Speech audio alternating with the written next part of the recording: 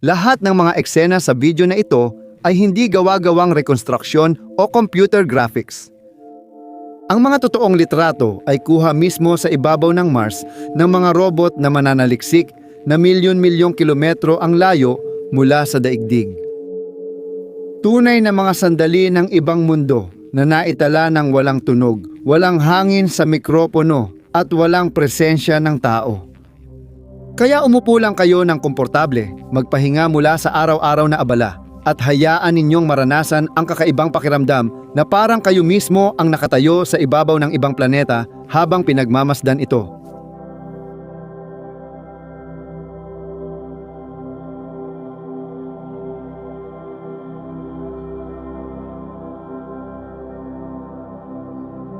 Bawat lugar sa Mars na dinadalaw ng mga Mars rover ay tinatawag ng mga siyentipiko at inhinyero sa mga pangalan na madalas mula sa mga lugar sa mundo, bilang paggalang sa mga mananaliksik o inspirasyon mula sa iba't ibang kultura.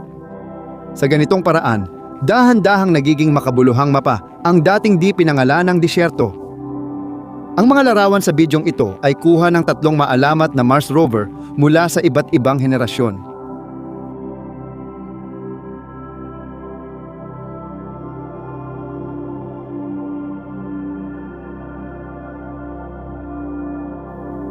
Spirit, Opportunity, Curiosity, 3 makina, 3 panahon ng pananaliksik at libu-libong araw ng pagtatrabaho malayo sa tahanan.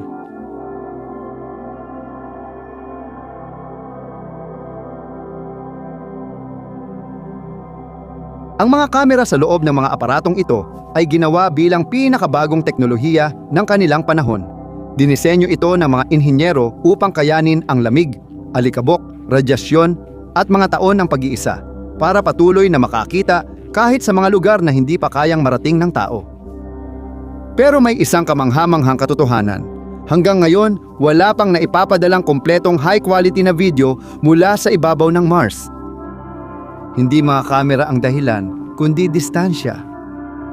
Ang signal ay umaabot ng 5 to 20 minuto bago makarating sa daigdig at mabagal ang pagpapadala ng datos. Halimbawa, ang Mars rover na si Curiosity ay nagpapadala ng impormasyon sa bilis na parang lumang dial-up internet noong huling bahagi ng 70-S. Minsan mas mabilis, kadalasan mas mabagal. Kapag maganda ang pagkakaayos ng orbita, dumadaan ang komunikasyon sa mga satellite na tagapasa sa orbita ng Mars. Sa mga maiikling panahong ito, biglang tumataas ang daloy ng datos. Pero tumatagal lang ito ng ilang minuto bawat araw. Bawat larawang na ipapadala ay literal na katumbas ng oras, enerhiya at matinding pagsisikap ng buong koponan dito sa daigdig. Pinipili ng mga siyentipiko ang pinakamahalaga, ang mga detalye, hindi ang galaw. Mga larawan, hindi video, kung saan makikita ang estruktura ng batong kasing liit ng butil ng buhangin. Para makagawa ng high-resolution na panorama, kumukuha ang Mars rover ng 2 dosenang o daan-daang magkakahiwalay na larawan. Pagkatapos, ang mga larawang ito ay pinagdugtong-dugtong upang maging isang mosaik. Dahan-dahan, eksakto, halos parang alahas ang pagkakagawa, kaya nagkakaroon ng pagkakataon na pagmasdan ang abutanaw sa Mars na para bang nilalapit mo ito gamit ang sarili mong mga mata. Sa ngayon, ang record sa dami ng mga kuha ay hawak ni Curiosity. Milyon-milyong larawan na ang naipadala niya sa mga taon ng trabaho sa Gale Crater. Bawat larawan ay isa pang hakbang tungo sa pag-unawa sa nakaraan ng planeta. Narito sa inyong harapan ang isa sa pinakamalalaking panorama ng Mars na kailanman ay nagawa. Ang resolusyon nito ay sinusukat sa bilyong-bilyong piksel.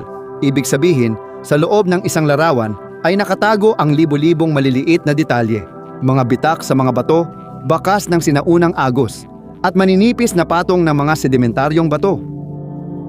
Ang mga ganitong istruktura ang nagpapahiwatig na bilyon-bilyong taon na ang nakalipas, may likidong tubig sa Mars, mga ilog, lawa, at marahil ay buong sistema ng mga anyong tubig. At kung saan may tubig, palaging lumilitaw ang pangunahing tanong ng sangkatauhan. Maaaring ba doon nagkaroon ng buhay? Ngayon, nagpapatuloy pa rin ang mga pag-aaral at may mga bagong kagamitan na gumagana sa ibabaw ng Mars. Curiosity, veterano, patuloy pa rin gumagalaw at nakakagawa ng bagong tuklas.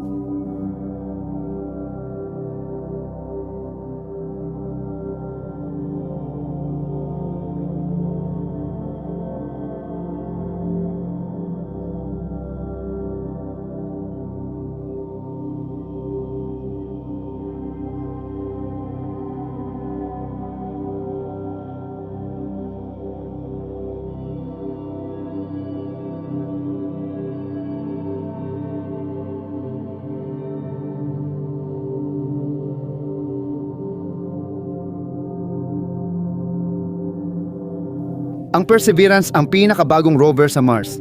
Naghahanap ng bakas ng sinaunang mikrobyo at kumokolekta ng bato para sa pag-uwi sa daigdig. Ang Zhurong ay unang matagumpay na rover ng China sa ibang planeta.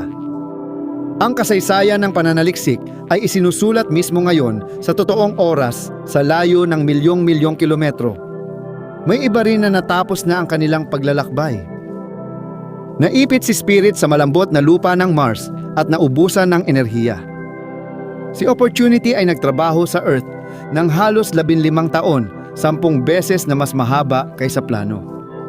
Ang huli niyang pagsubok ay isang pandaigdigang bagyong alikabok. Nagdilim ang langit, nawala ang sikat ng araw at naputol ang komunikasyon. Ang kanyang huling mensahe ay isa sa pinakanakakaantig na sandali sa kasaysayan ng kosmonautika. Pagkatapos nito, tuluyan ng tumahimik ang Mars rover. Ngunit kahit sa katahimikan, iniwan niya sa sangkatauhan ang daan-daang libong larawan ng ibang planeta at patunay na ang pagpupursige ay kayang lampasan kahit ang mga distansyang pangkalawakan. Unti-unting hindi na nagiging malayong tuldok sa kalangitan ang Mars. Nagiging isang lugar ito na nagsisimula nating maunawaan, maikartograpo, at mapag-aralan hakbang-hakbang. At marahil, ang mga larawan ngayon ang magiging unang mga pahina ng kasaysayan ng mga susunod na misyon ng tao balang araw. Salamat sa pagiging bahagi ng paglalakbay na ito. Kung interesado kayo sa kalawakan, suportahan ang video. Marami pang mundo, tuklas at daan ang naghihintay sa unahan na magdadala sa atin ng lampas sa ating inaasahan.